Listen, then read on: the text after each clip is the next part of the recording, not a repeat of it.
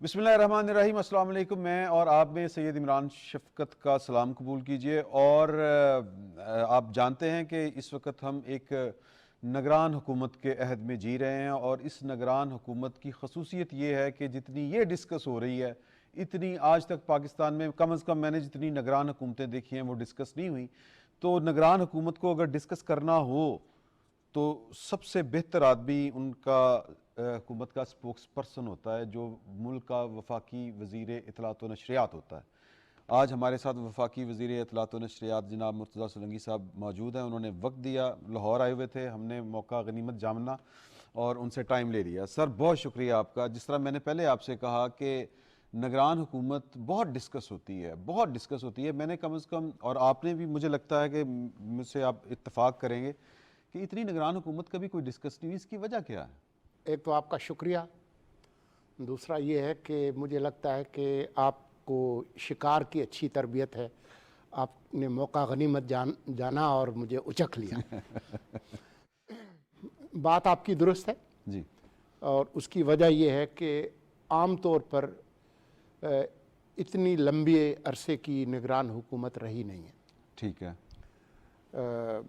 زیادہ سے زیادہ 2 یا 3 مہینے، اس سے زیادہ نہیں ہوتی، لیکن جو حالات تھے اور جو آئینی اور قانونی مسائل تھے، اور جس طرح سے پچھلی پارلیمان نگران حکومت کو بااختیار بنا کر گئی ہے، اور جو چیلنجز کی جو نوعیت ہے، جو بہت ہی متنوع قسم کے چیلنجز ہیں، اس کی وجہ سے نگران حکومت زیر بحث زیادہ آتی ہے۔ اور کیونکہ اس وقت پاکستان کے اندر جو سیاسی تقسیم ہے، پولرائزیشن جو ہے، وہ اپنی انتہاؤں کو چھو رہی ہے، تو اس وجہ سے جو ہے وہ ایک طرح سے ایک تناؤ کا ماحول بھی ہے، اور اس وجہ سے بھی نگران حکومت زیادہ زیر بحث آتی ہے۔ پارٹی کیوں سمجھا جا رہا ہے آپ کو؟ ایک تاثر یہ بھی ہے کہ بلاول بھٹو زرداری صاحب بھی بعض اوقات کہہ دیتے ہیں کہ جی کہ ہمیں یہ تسلسل ہے پاکستان مسلم لیگ نون کی گورنمنٹ کا، اور پھر کہ ہمیں یکساں مواقع جو ہے وہ نہیں مل رہے، اور ہمیں پھر وہ آپ کی طرف نہیں آتے، نون لیگ کہہ دیتے ہیں ان سے نہیں مل رہے، اور نون لیگ کا تسلسل ہے یہ گورنمنٹ۔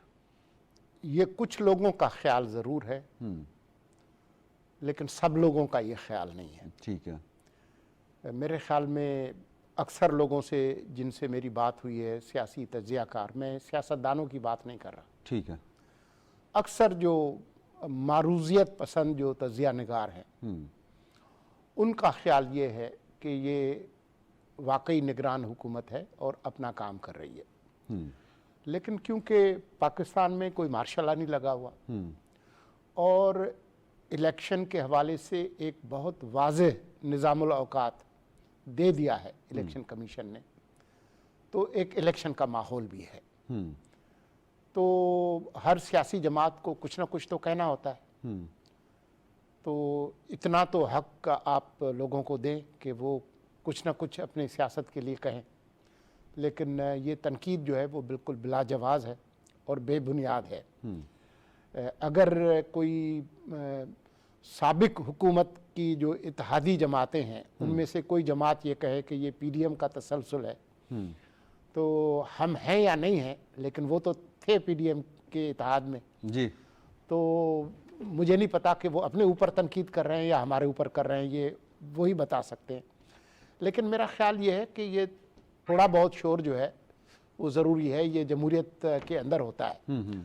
جمہوریت جو ہے وہ قبرستان نہیں ہے جہاں پر خاموشی ہو، ہاں، بڑی اچھی بات کہی۔ تو اس لیے یہ تھوڑی بہت جو آوازیں ہیں یہ جمہوریت کی نوعیت کے اندر شامل ہیں، اس میں ایسی پریشانی کی بات نہیں ہے، اور اگر لوگ یہ بات بھی نہ کر سکیں اور آپ بھی مجھ سے یہ نہ پوچھ سکیں اور یہ بات رپورٹ بھی نہ ہو، تو پھر تو یہ بات ثابت ہو جائے گی نا کہ ملک میں جمہوریت نہیں ہے۔ ہاں، تو یہ جو شکوے شکایتیں، چھوٹی موٹی جو سیاسی سرگرمی ہے، یہ الیکشن سے پہلے کا ماحول ہے، یہ بتاتی ہے کہ واقعی الیکشن ہونے والے ہیں، یہ اس کی تصدیق کرتی ہے کہ الیکشن ہونے والے ہیں۔ اوکے، لیکن مولانا فضل الرحمان صاحب کو شاید لگ رہا ہے کہ الیکشن ہونے والے ہیں، اسی لیے وہ کہہ رہے ہیں کہ الیکشن نہیں ہونے چاہیے۔ کم از کم اس مقررہ مدت میں یا جس کا تذکرہ ہو رہا ہے، اور مختلف وہ جواز فراہم کرتے ہیں. کبھی وہ کہتے ہیں کہ موسم کی شدت ہے، کبھی کہتے ہیں پاکستان کی معاشی حالات ہیں، دہشت گردی ہے. تو آپ کو لگتا ہے کہ دہشت گردی یا موسم کی وجہ سے انتخابات جو ہیں ان کا التوا جو ہے وہ ہو سکتا ہے، ممکن ہے کچھ اس طرح کا؟ کیونکہ مولانا فضل الرحمان صاحب آخر کچی گولیاں تو نہیں کھیلی ہوئی، انہوں نے اتنی عمر گزر گئی ان کی سیاست میں. یہ پہلی سردیاں نہیں ہیں پاکستان کی. پاکستان جو ہے وہ 3/4 جو ہے صدی کا گزار چکا ہے اپنی عمر میں. اور پہلے پاکستان کے جو بالغ رائے دہی کے جو انتخابات ہوئے تھے وہ 1970 میں ہوئے تھے. جی میرے خیال میں آپ پیدا نہیں ہوئے تھے. میں 72 میں ہوا تھا.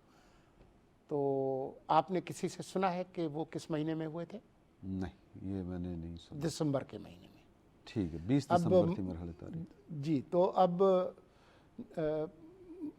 مولانا سے زیادہ کس کو پتا ہے کہ سردی دسمبر میں زیادہ ہوتی ہے یا جنوری کے آخری ہفتے میں، صحیح، جس کا کہ اعلان کیا ہے الیکشن کمیشن نے. پاکستان میں سردیوں میں بھی انتخابات ہوئے ہیں، شدید سردیوں میں بھی ہوئے ہیں جیسا کہ دسمبر میں، اور شدید گرمیوں میں بھی ہوئے ہیں. اگر آپ ماضی قریب میں جائیں تو آپ دیکھیں کہ 2008 کے جو انتخابات ہونے تھے، جو کہ محترمہ بینظیر بھٹو کی شہادت کی وجہ سے تھوڑے سے آگے چلے گئے، وہ جنوری کے مہینے میں ہی ہونے تھے. شہادت کی وجہ سے اسے ملتوی کر کے آپ لے گئے فروری میں. 21 فروری کو ہوئے تھے 2008 کے انتخابات. صحیح. پھر آپ یہ دیکھیں کہ 2013 کے جو انتخابات تھے وہ مئی کے مہینے میں ہوئے تھے. مئی میں اچھی خاصی گرمی پڑتی ہے. بالکل. اور آپ اور آگے جائیں، 2018 کے انتخابات تو شدید گرمی میں ہوئے تھے، 25 جولائی کو. مانسون، گرمی. تو موسم کے مسائل ضرور ہوتے ہیں، وہ متاثر کرتی ہے، لیکن اگر لوگ اور ریاست مل جائیں کوئی کام کرنے کے لیے اور کوئی غیر معمولی حالات نہ ہوں تو الیکشن ہو جاتے ہیں. رمضان کے مہینے میں الیکشن کمپین چلی ہے، مقامی حکومتوں کے انتخابات ہوئے ہیں.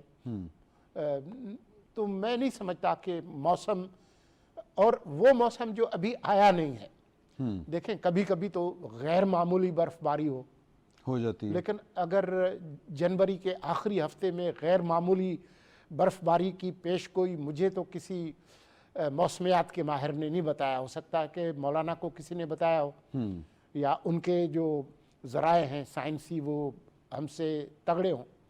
میں نہیں سمجھتا کہ موسم کوئی اس میں فیکٹر ہو سکتا ہے. ہاں، دہشت گردی کا جو معاملہ ہے وہ ایک حقیقی معاملہ ہے. بلوچستان میں، خیبر پختونخوا میں ان کی جماعت پہ مولانا سراج الحق پہ حملہ ہوا. حافظ حمداللہ کا آپ کو پتہ ہے، مولانا پر خود حملے ہو چکے ہیں ماضی میں.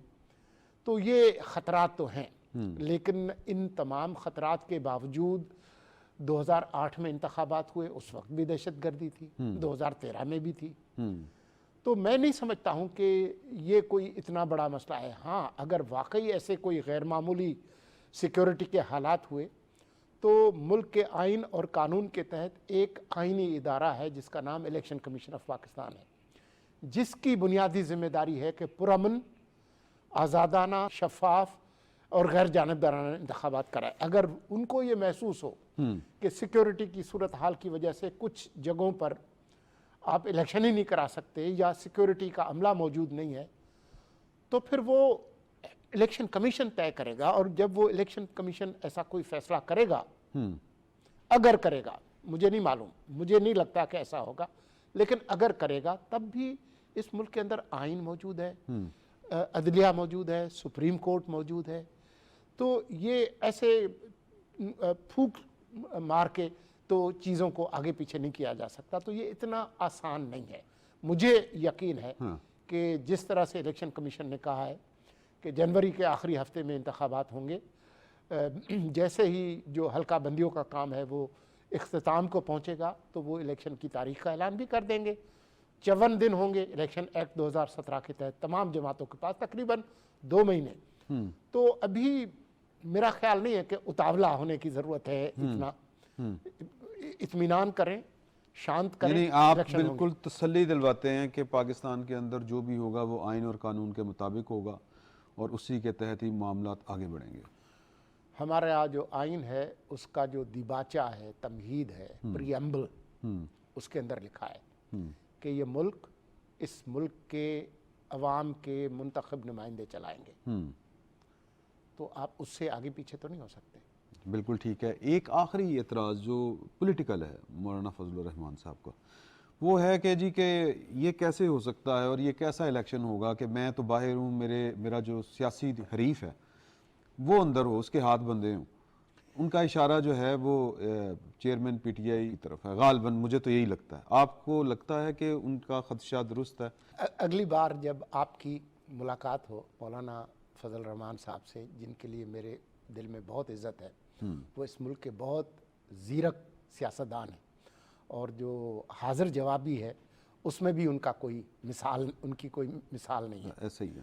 تو ان سے اگلی بار اگر آپ کی ملاقات ہو تو ان سے پوچھ لیجئے کہ مولانا یہ جو آپ نے فرمایا ہے اس کا کیا مطلب ہے؟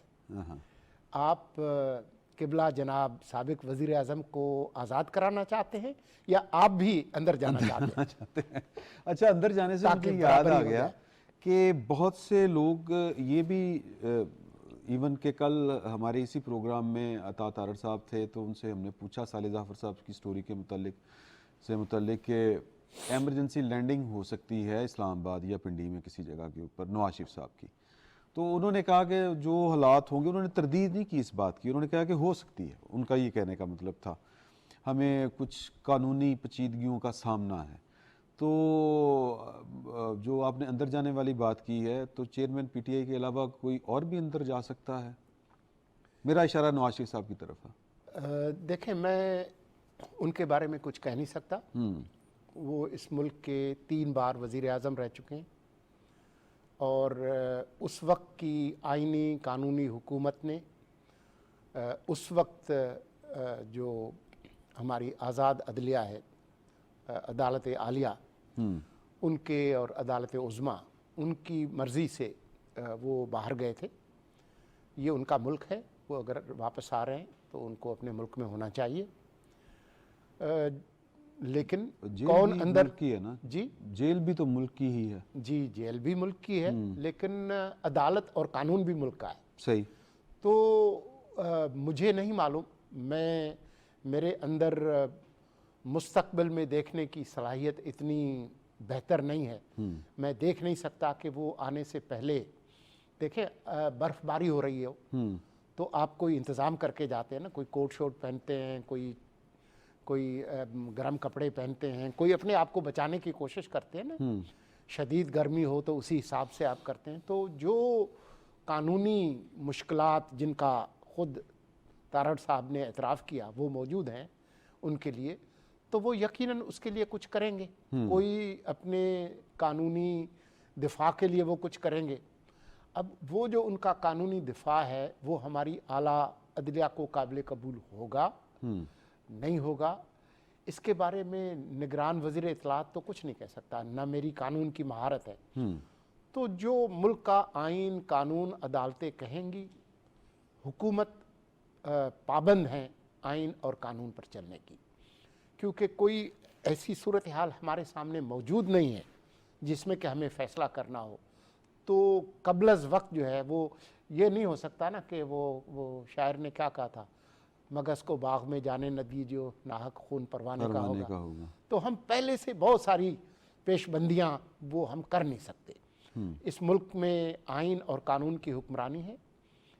وہ جب تشریف لائیں گے تو قانون اور آئین کے مطابق اور عدلیہ کے احکامات کی روشنی میں فیصلہ ہوگا.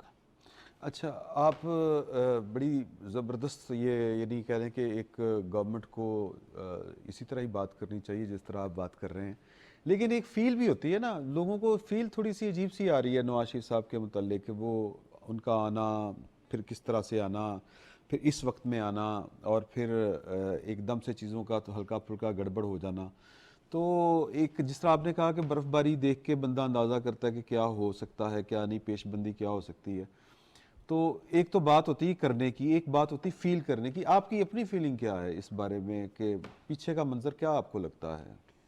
دیکھیں جن لوگوں کو عجیب محسوس ہو رہا ہے ان کے جذبات کی ترجمانی میں نہیں کر سکتا، کیونکہ مجھے بالکل بھی عجیب محسوس نہیں ہوتا. مجھے بالکل سکھ شانت نارمل ماحول لگتا ہے. ٹھیک ہے. تو اس لیے میں ان کی ترجمانی کرنے کے بجائے آپ سے کہوں گا کہ جن کو عجیب و غریب محسوس ہو رہا ہے وہ خود اپنے جذبات کی ترجمانی کر لیں، اور آپ اگر ان کی ترجمانی کریں تو وہ بہتر ہے بجائے اس کے کہ میں ان کی ترجمانی کروں.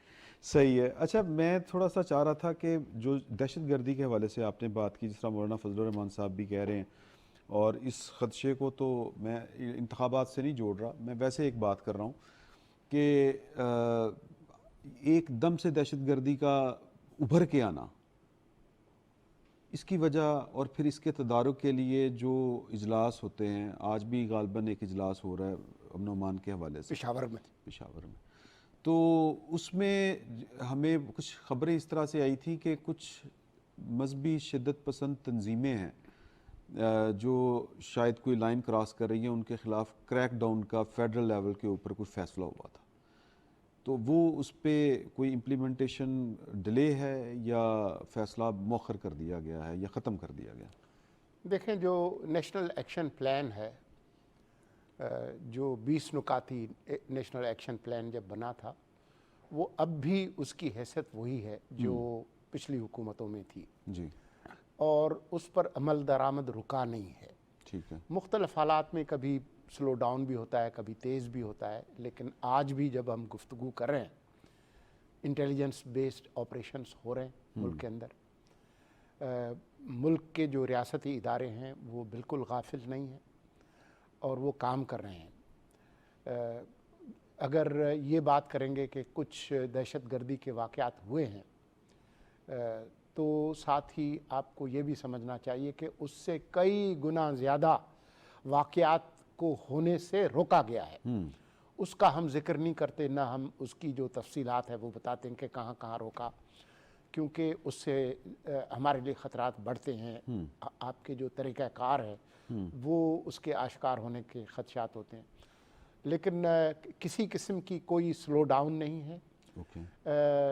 دہشت گردی میں ملوث جو بھی افراد اور گروہ ہوں، ان کا کوئی بھی نظریہ ہو، مذہبی ہو یا غیر مذہبی ہو، سیکولر ہو، اگر آپ ریاست کے خلاف تشدد کا استعمال کریں گے، آپ کے کوئی بھی نظریات ہوں، آپ جینز پہنتے ہوں یا کوئی اور شلوار قمیض پہنتے ہوں، اس سے اس کا کوئی تعلق نہیں ہے. طاقت کے استعمال کی اجارہ داری کسی بھی مہذب ملک کے اندر صرف ریاست کے پاس ہوتی ہے. ریاست یہ اپنا استحقاق اور حق کسی گروہ، کسی فرد کو دینے کے لیے اگر تیار ہو جائے گی، آؤٹ سورس کرے گی، تو پھر وہ ریاست بچے گی نہیں. تو اس لیے یہ ہمارے وجود کا مسئلہ ہے. ہم کسی طور پر بھی اس پر کوئی سمجھوتا نہیں کریں گے. اور جن کے خلاف کریک ڈاؤن کا فیصلہ ہے وہ ہوگا بالکل کلیئر کٹ. ایک چھوٹا سا وقفہ لیتے ہیں اور واپس آ کے منسٹر صاحب سے ہم نے بات کرنی ہے چیئرمین پی ٹی آئی کے متعلق. آپ ہمارے ساتھ ہی رہیے.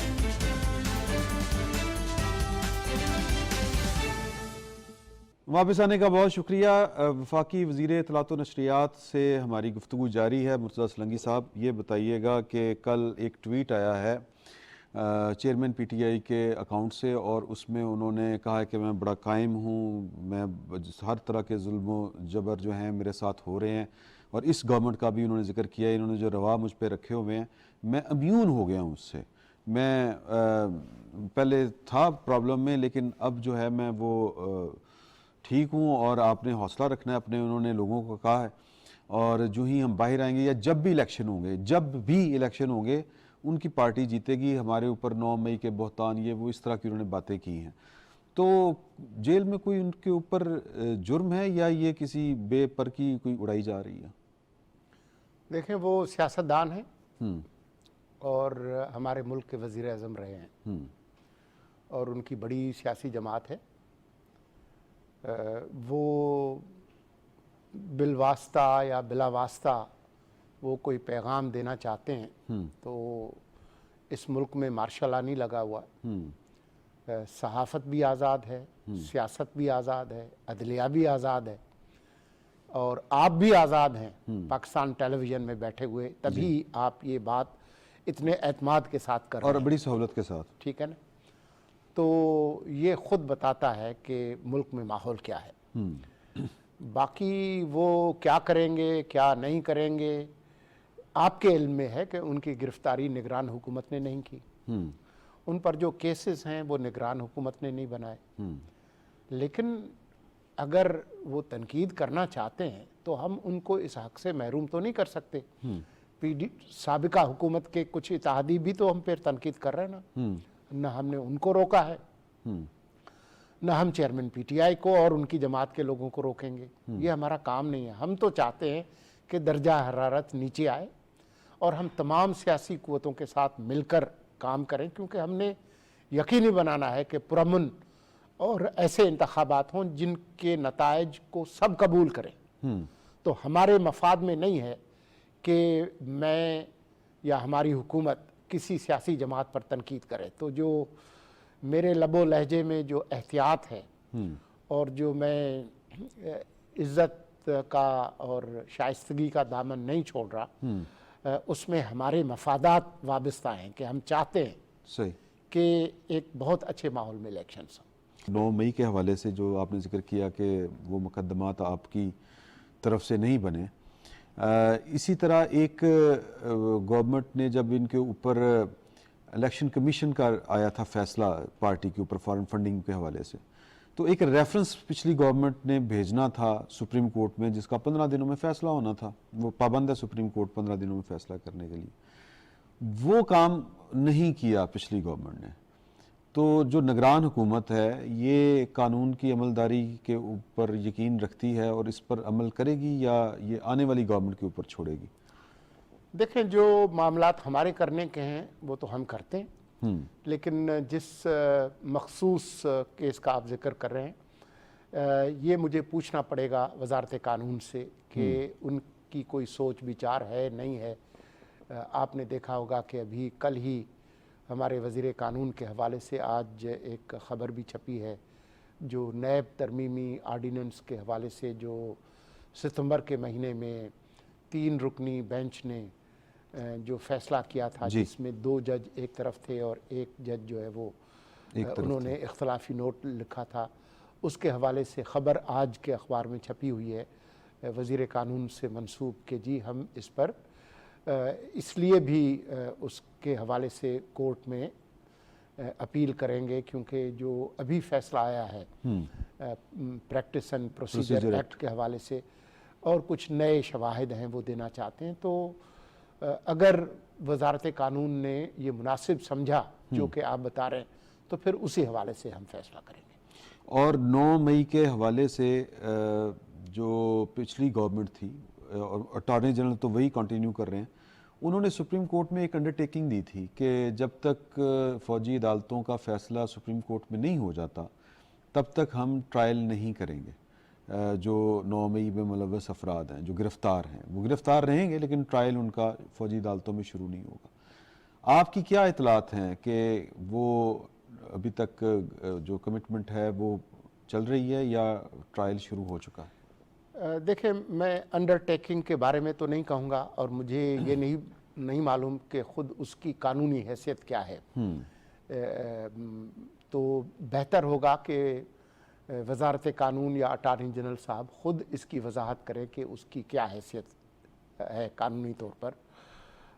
اور آپ کے علم میں ہے کہ جو ملٹری کورٹ میں جو ٹرائل ہوتے ہیں وہ کہاں پر ہوتے ہیں، اور اس حوالے سے بہتر ہوگا کہ آپ میرے پاس کیونکہ اس کے بارے میں معلومات نہیں ہیں، ٹھیک ہے، تو بہتر ہوگا کہ آپ جو متعلقہ فوجی حکام ہیں، D G I S P R ہیں، ان سے رابطہ کریں، پوچھیں کہ جی اس کے اندر کیا کتنی صداقت ہے. میں بیان ادھر ادھر سے آ رہے ہیں لیکن میرے پاس کوئی مصدقہ معلومات نہیں ہے. منسٹر صاحب، مجھے ایک صحافی والا تھوڑا سا اپنا تجزیہ بھی دیجیے گا. ایک تو آپ بڑی اچھی احسن طریقے سے وزیر اطلاعات والا رول پلے کر رہے ہیں آپ. ایک صحافی والا تجزیہ دیجیے گا کہ آپ کو چیئرمین تحریک انصاف اور تحریک انصاف کا جو فیوچر ہے وہ کیا نظر آتا ہے؟ پاکستان کی مروجہ جو سیاست ہے، اس کے جو اصول اور ضابطے ہیں، ان کو اگر آپ سامنے رکھیں تو میں نے سیاسی تجزیہ کار والا جو کردار ہے اس وہ آج کل میں رول پلے نہیں کر رہا. صحیح. آج کل میں وزیر اطلاعات ہوں، تو اس لیے یہ جب میری نوکری ختم ہوگی تو اس کے بعد میں اس پر تجزیہ کروں گا. البتہ آپ کے جو ہم نام سیاستدان ہیں جی، اور جو ان کی جماعت ہے، ان کی قسمت کا فیصلہ پاکستان کے عوام نے کرنا ہے. صحیح. اور آپ کے ہم نام سیاستدان جو ہیں ان کی قسمت کا فیصلہ ہماری عدالتوں اور قانون نے کرنا ہے. ٹھیک ہو گیا. میرا خیال ہے کہ اب ہم یہ جو ہے نا سیاست کا یہ والا چیپٹر اس کو کلوز کرتے ہیں. میں ایک دو باتیں ہیں جو نگران حکومت سے متعلق ہیں، میں وہ ذرا جاننا چاہ رہا تھا کہ تاکہ لوگوں کو نگران حکومت کیا سوچ رہی ہے وہ پتہ چل سکے. آپ کے نزدیک ایک تو بڑی موٹی سی بات ہے کہ سب سے بڑا چیلنج ہے کہ انتخابات وقت کے اوپر ہوں اور پرامن ہوں، شفاف ہوں. یہ تو ایک بنیادی آپ کا مینڈیٹ ہے. مینڈیٹ کے علاوہ آپ کو چیلنج جو سب سے بڑے فیل ہو رہے ہیں اس کے علاوہ وہ کون کون سے ہیں؟ سب سے بڑا چیلنج معیشت کا ہے، کیونکہ وہ لوگوں کو براہ راست متاثر کرتی ہے. ٹھیک ہے. یہ ٹھیک ہے کہ جو شام کا جو ٹی وی پہ شغل میلہ ہوتا ہے اس میں ایک حد تک لوگوں کی دلچسپی ہوتی ہے، لیکن یہ عوامی دلچسپی کا معاملہ ہے، عوامی مفاد کا نہیں ہے. عوامی مفاد جو ہے وہ معیشت سے جڑا ہے. ٹھیک ہے. آپ کے علم میں ہے کہ ہماری معیشت کس طرح سے کس حال میں پہنچی ہے، اور شاعر اس کے لیے کہہ کے گئے تھے کہ وقت کرتا ہے پرورش برسوں، حادثہ ایک دم نہیں ہوتا. تو جو ہمارے جو معاشی مسائل ہیں وہ بہت پرانے ہیں، گہرے ہیں، اور وہ کسی ایک حکومت سے وابستہ بھی نہیں ہے. تو ہماری کوشش یہ ہے کہ معیشت کو استحکام دیں. آپ نے دیکھا ہے کہ باوجود اس بات کے کہ ہم نگران حکومت ہیں اور ہم نے کوئی بنیادی معاشی اصلاحات کیے بغیر جی صرف انتظامی جو ہمارا کارکردگی ہے اس کے نتیجے میں آپ ڈالر کو کہاں لے آئے.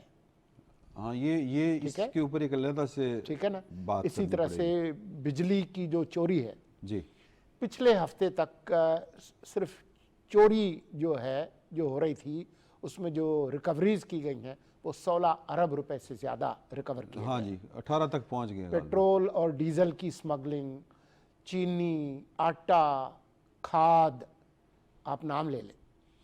تو ہماری کوشش یہ ہے کہ کم از کم اپنی جو گورننس ہے اس کو جتنا بہتر بنا سکتے ہیں کہ لوگوں کی جو مشکلات ہیں، جس آدمی کی تنخواہ 25-30 ہزار ہے، آج کی مہنگائی میں وہ بچے پالے گا، وہ ان کو کھانا کھلائے گا، ان کو اسکول میں داخل کرائے گا، وہ کہاں جائے گا.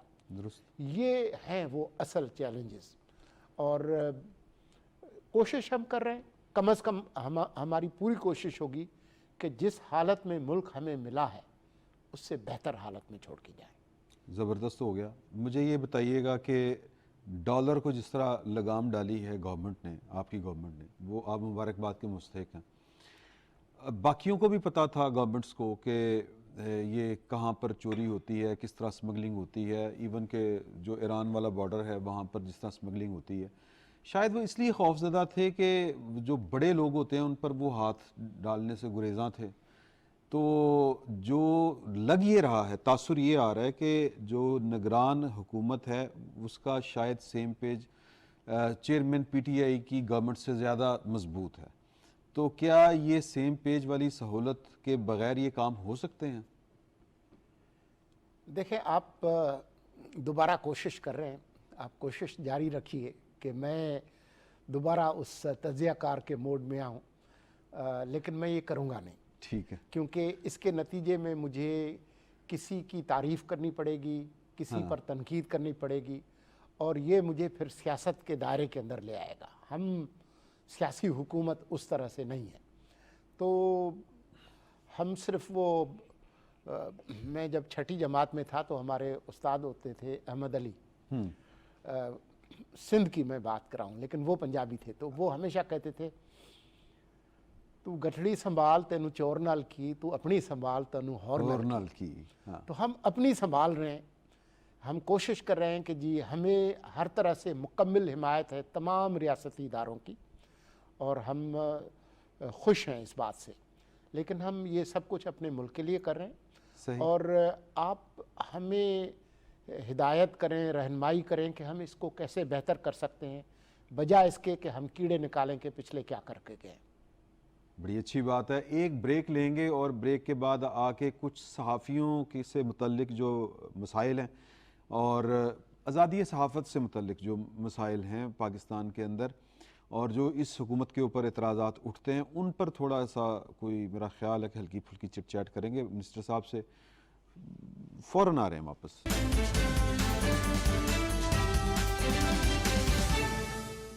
واپس آنے کا شکریہ منسٹر صاحب کا، میں نے ٹائم بہت لے لیا آپ کا سولنگی صاحب۔ میں ایک آپ کو ولاگ کیا ہے منصور علی خان صاحب نے، وہ بڑے معروف صحافی ہیں پاکستان کے، آپ جانتے ہیں ان کو اچھی طرح۔ انہوں نے عمران ریاض صاحب کے حوالے سے گفتگو کی ہے اور انہوں نے کہا کہ آپ کو جا کے پوچھنا چاہیے تھا کہ عمران ریاض صاحب کو کس نے اغوا کیا، کہاں پہ تھے، کچھ اس طرح کی تھی ان کی گفتگو، میرے تک پہنچی ہے، میں نے براہ راست دیکھی نہیں ہے۔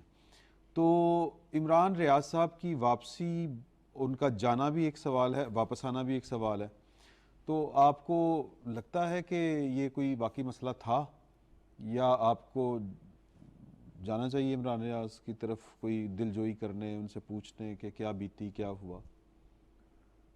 دیکھیں عمران ریاض ہماری حکومت میں غائب نہیں ہوئے تھے، ہماری حکومت میں بازیاب ضرور ہو گئے ہیں، لیکن وہ غائب ہوئے تھے پنجاب سے اور بازیاب بھی پنجاب میں ہوئے ہیں، اور آخری بار جو میں نے چیک کیا لا اینڈ آرڈر جو ہے وہ وفاقی شعبہ نہیں ہے، وہ صوبائی ہے۔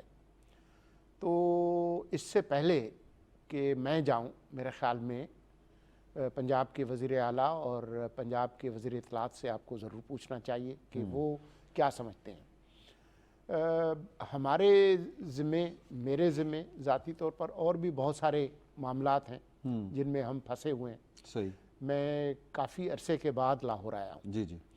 تو میرا بہت زیادہ جو کام ہے وہ اسلام آباد سے ہی آپریٹ کرنے کا ہے۔ ذاتی طور پر میں ان کو جانتا نہیں ہوں، نہ میری کوئی دوستی رہی ہے، وہ کسی زمانے میں صحافی رہے ہیں، آج کل جو حالات ہیں وہ آپ کو پتہ ہے۔ تو مجھے جیسے ہی موقع ملے گا تو جہاں میں اور ہر ایک سے ملتا ہوں تو میں ان سے بھی ملوں گا، تو مجھے ان سے ملنے میں کوئی آر نہیں ہے، جب بھی موقع ملے گا تو میں ضرور ملوں گا۔ ضرور۔ اچھا منسٹر صاحب، پچھلی دونوں گورنمنٹیں، یعنی جو پی ڈی ایم والی گورنمنٹ بھی تھی اور اس سے پچھلی جو گورنمنٹ تھی چیئرمین پی ٹی آئی کی مخلوط حکومت، اتحادی حکومت کہہ لیں، اس میں الیکٹرانک میڈیا اور جو سوشل میڈیا ہے وہ کنٹرول کرنے کے لیے، اس کے لیے کوئی قواعد و ضوابط بنانے کے لیے بڑا کچھ کرنے کی کوشش کی گئی تھی۔ نگران حکومت کے کوئی اس طرح کے ارادے ہیں کہ پیکا شیکا کو کوئی امینڈ کرنا یا کچھ اور قوانین بنانے، سوشل میڈیا کو ریگولیٹ کرنا؟ دیکھیں قوانین تو بنتے رہتے ہیں، اصل بات اچھے اور برے قوانین کی ہے۔ تو جہاں تک سچ کی بات ہے، درست معلومات کی عوام تک رسائی کا جو حق ہے وہ آئین کے اندر اس کا تحفظ ہے، آرٹیکل 19 اور 19A۔ اور ہم ایک آئینی اور قانونی حکومت ہیں، ہم نے حلف آئین کا لیا ہے، اور آئین کی روح جو ہے وہ بنیادی انسانی حقوق ہے، آرٹیکل 8 سے لے کر 28 تک۔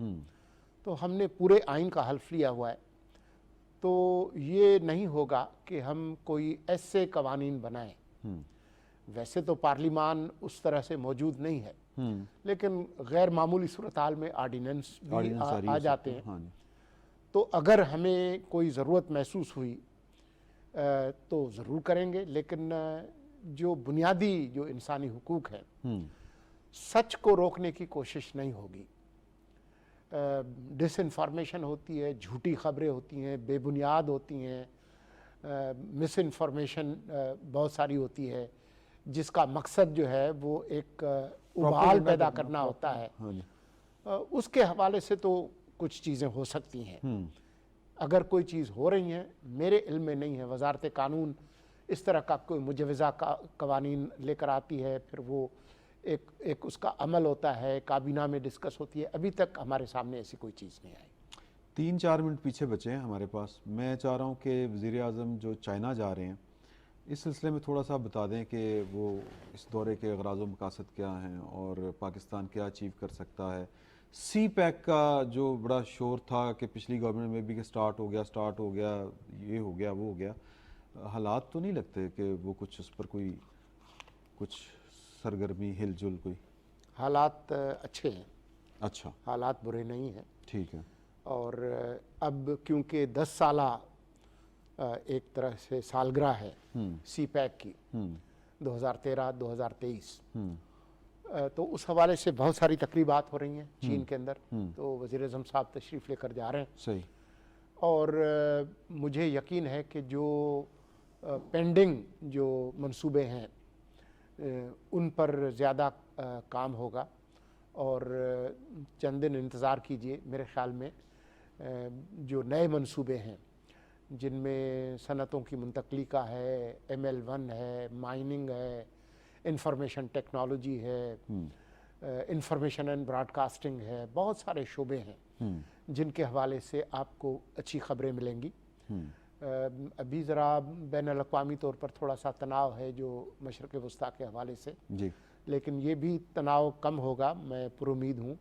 اس کے بعد جو خلیجی ممالک ہیں ان کے ساتھ بھی ہمارے بہت اچھے تعلقات ہیں، SIFC کے حوالے سے بھی نئی سرمایہ کاری ہوگی، جی، تو پاکستان کا جو مستقبل ہے اس سے ہمیں بالکل نا امید نہیں ہونا چاہیے۔ درست، اور چین کے حوالے سے مجھے پورا اعتماد ہے کہ وزیر اعظم صاحب جب اپنا دورہ مکمل کر کے واپس پہنچیں گے تو اس سے پہلے ہی آپ کو بہت اچھی خبریں ملیں گی۔ مجھے پروڈیوسر صاحب کہہ رہے ہیں آخری سوال جو ہے وہ آپ کو فلسطین پر ضرور کرنا چاہیے، تو فلسطین کے بارے میں جو پاکستان کی سٹیٹڈ پالیسی ہے اس میں سعودی عرب اور پاکستان کے جو تعلقات ہیں وہ کوئی اس پر افیکٹ تو نہیں ہوں گے اس موقف میں؟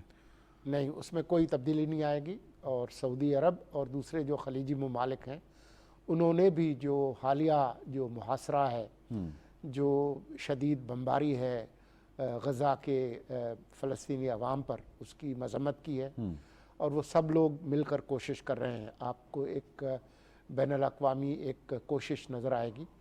پاکستان کا جو روایتی موقف ہے اس میں کوئی تبدیلی نہیں آئی۔ ہم آج بھی 2 ریاستوں کا جو حق ہے، جو حل ہے 2 ریاستوں کا، جی، آج بھی اس پر کھڑے ہیں۔ آج بھی ہم سمجھتے ہیں کہ فلسطینیوں کی ایک ایسی ریاست جس کے اندر ٹکڑے نہ ہوں، سوراخ نہ ہوں، ایک جامع ایک ریاست جو ہے فلسطینیوں کی بننی چاہیے، اور 1967 سے پہلے کی جو سرحدیں ہیں وہ بحال ہونی چاہیے۔